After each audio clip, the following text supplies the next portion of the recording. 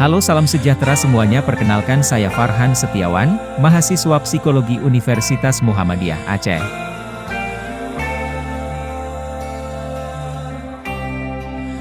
Kesempatan kali ini saya akan memperkenalkan UMKM kopi Aceh, yaitu Sanger Pancong alias SP.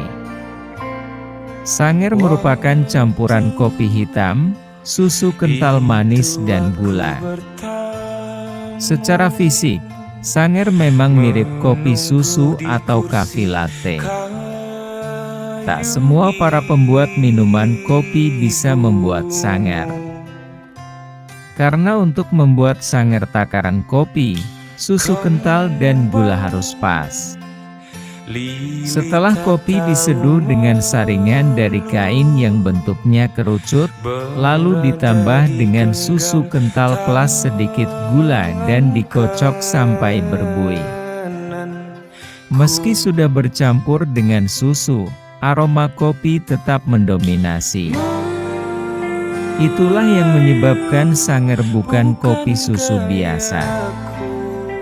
Konon untuk mendapatkan Sanger yang nikmat, campuran susu dan gula hanya sedikit saja. Sanger dapat dinikmati panas maupun dingin. Untuk menyeruput nikmatnya Sanger, harga satu gelas Sanger panas antara 5.000 sampai 6.000. Sanger dingin antara 7.000 sampai 8.000. Hamparan hijau,